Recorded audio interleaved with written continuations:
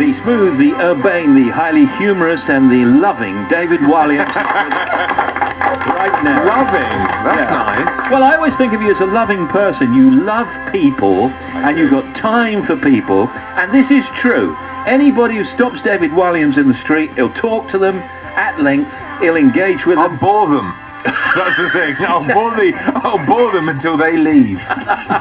But you make eye contact and you're interested in people, and that's always impressed me about you.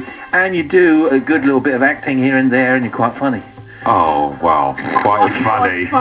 Praise indeed. Quite funny. Well, someone once was driving along and they went, oh my, it's David Walliams. They pulled over the car.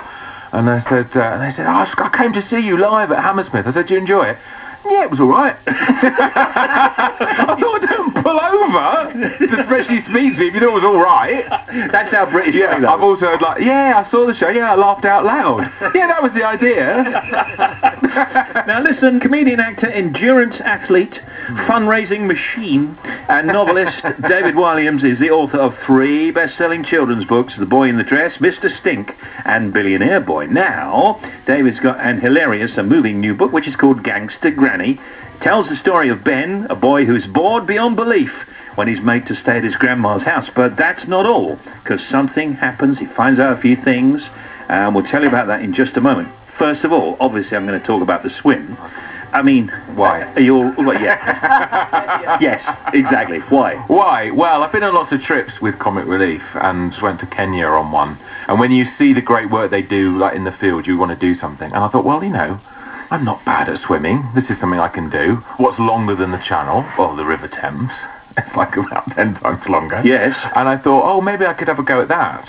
It's laudable and fantastic, but you have to think about personal safety, and you didn't even factor in the fact that you might get whatever it was. Well, I did take some antibiotics before I started, but obviously they weren't powerful enough. Normally you have to take them after, don't you? I don't know. I didn't know you were a doctor. No, and I got this thing called Giardiasis. Yeah. And it's this sort of parasite. It goes into your stomach. Your body fights it, so you think it's gone. It makes you really sick. And then, like, a week later, it's like laid eggs, and then it attacks you again. I mean, so I've had that since. Is it all gone now, though? I think so. Yes. You're not throwing up still, are you? No, I'm not. Because you were doing that for several days afterwards, weren't you? Yes, I was. Like, every week I'd get sick again. Was there any point when you thought, I'm not going to finish this? Yeah, after about the first 10 minutes. It's really cold. I've got about 139 miles to go. How am I going to do it? And also I got ill on the 3rd day. So I was like, oh no. And he's like, day 3 of 8. And then I was 10 miles behind, and, you know, all the hotels that they booked, it was all out of sync and everything. I was just thinking, oh. Were you not greased up for the cold, David? Well, he's always interested in this, isn't he? Whether I'm very much up. So, yeah. I mean, you were greased up for the Channel, weren't I'm obviously greased up right now because I'm doing this show, and that's what you asked for. Yeah. But yes, I did. What happened was, I thought I could do it without a wetsuit, you see. So I started without a wetsuit, and then I got hypothermia, and then I put a wetsuit on, and then after that, unfortunately, you don't need greasing. Congratulations, by the way. We'll give you a round of applause. Congratulations. We should say you did raise a huge amount of money. It was massively impressive. I know, it was great, and the support of the public was amazing, because they all came out and waved flags and cheered me on. I know, I saw it, and the money's still coming in, of course. Yeah, and it's Sport Relief next March, so they'll show the documentary then, and I met Timmy Mallet.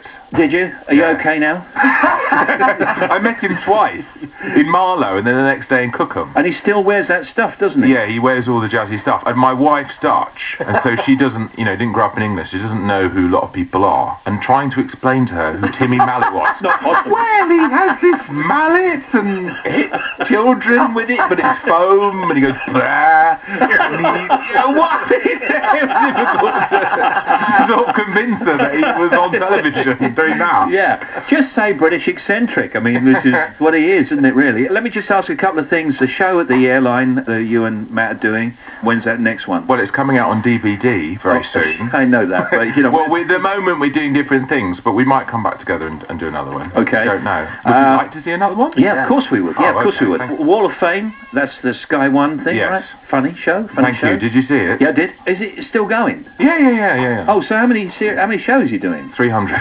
I don't know yet. I'm talking to Sky at the moment. Okay. Doctor Who? Oh, yes. I was in Doctor